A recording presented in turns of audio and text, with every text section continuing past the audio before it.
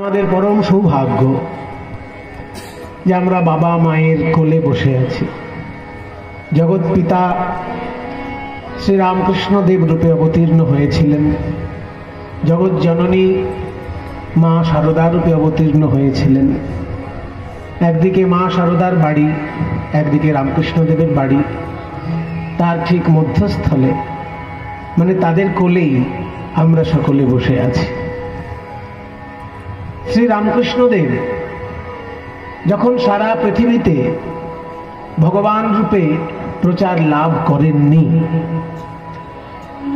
যখন কলকাতায় কিছু কিছু পণ্ডিতের টনক নড়াতে শুরু করেছেন, তার সহজ সাবলীল ভাষায় দুরূহ শাস্ত্রের তত্ত্বকথা যখন মানুষের কাছে প্রকাশ পাচ্ছে, সহজ সরল গল্পের মধ্যে দিয়ে কঠিন কঠিন শাস্ত্রের তত্ত্ব তিনি যখন মানুষের মধ্যে প্রচার করা শুরু করেছেন ওই দক্ষিণেশ্বরের মন্দিরে, সেই সময় তিনি কীর্তনের অনেক উদাহরণ দিয়েছেন। এবং রামকৃষ্ণদেব কীর্তন এত বেশি করে পছন্দ করতেন যে বেশি শাস্ত্রীয় সঙ্গীত ওনার সামনে যদি গাওয়া হতো, উনি বলতেন এসব টুংটাং সুর বাঁধা বন্ধ রাখো, একটু কীর্তন ধরো। এবং এই নিয়ে বিবেকানন্দের সঙ্গে ওনার রীতিমতো ঝগড়া হয়েছে, বইপত্রে পাওয়া যায়। স্বামী বিবেকানন্দের গান উনি খুব পছন্দ করতেন।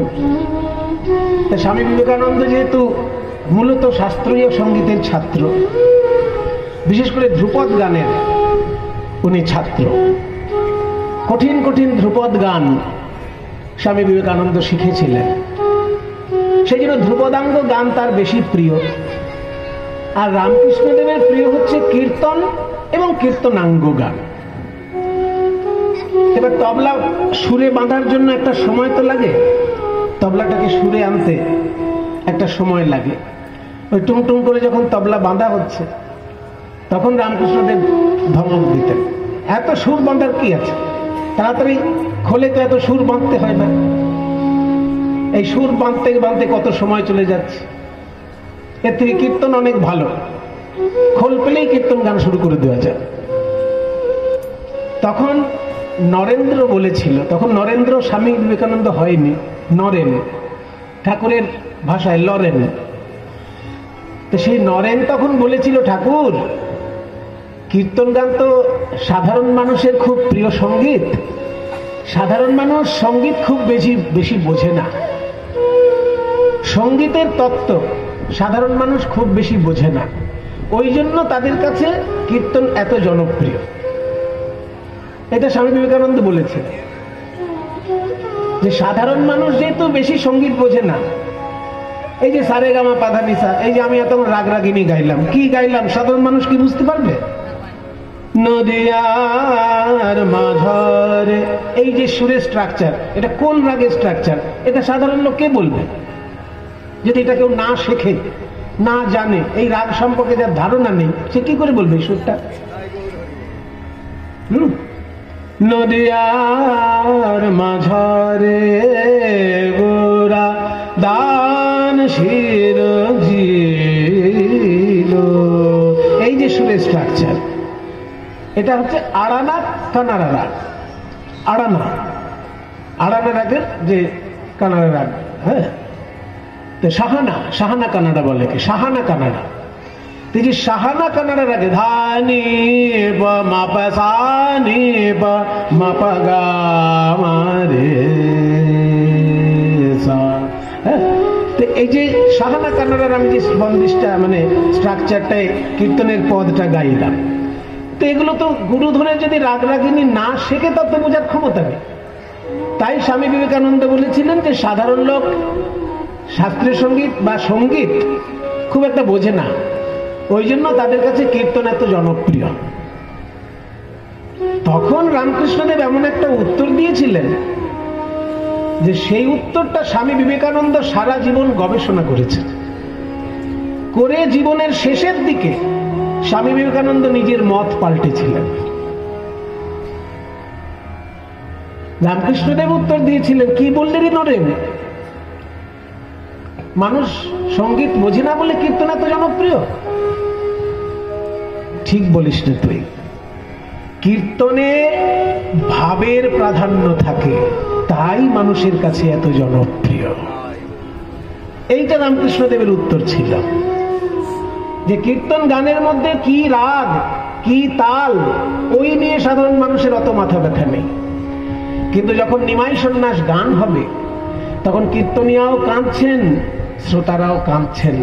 যখন মাথুর লীলার গান হবে কীর্তনিয়াও কাঁদছেন, শ্রোতারাও কাঁদছেন। এই যে চোখের জলে সবাই ভেসে যাচ্ছে, এই ভাবের আদান প্রদান কীর্তন ছাড়া আর অন্য কোনো সঙ্গীতে হয় না।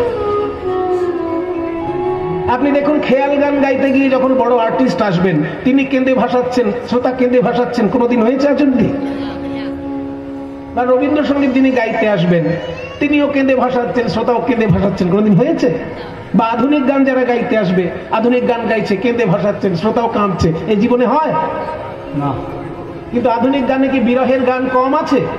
রবীন্দ্রসঙ্গীতে কি বিরহের গান কম আছে? শাস্ত্রীয় সঙ্গীতে কি বিরহের গান কম আছে?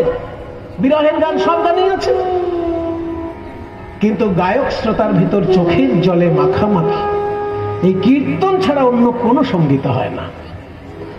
তাই রামকৃষ্ণদেব সঙ্গে সঙ্গে বিবেকানন্দকে উত্তর দিয়েছিলেন, এ কি বললি রে নরেন, লোকে গান বাজনা বোঝে না বলে তাদের কাছে কীর্তন জনপ্রিয়? ভুল বলছিস তুই। এই যে নরেনকে বলার সাহস, তুই ভুল বলছিস, কথাটা বলার সাহসটা এলো কোত্থেকে? রামকৃষ্ণদেব ছোটবেলা থেকে কীর্তন গান শুনেছেন, নরেন তো আর ছোটবেলা থেকে কীর্তন গান শোনেনি। নরেন ছোটবেলা থেকে শাস্ত্রীয় সঙ্গীত শুনেছে, কিন্তু কীর্তন গান রামকৃষ্ণদেব ছোটবেলা থেকে শুনেছেন। কারণ তার যেহেতু এই এলাকায় বাড়ি, আর এই এলাকা থেকে খুব বেশি দূর নয় বীরভূম আর বর্ধমান। এটা কি বললেন, বাঁকুড়া জেলা বললেন তো? বাঁকুড়ার বর্ডার, পাশেই হুগলি জেলায় কামারপুকুর।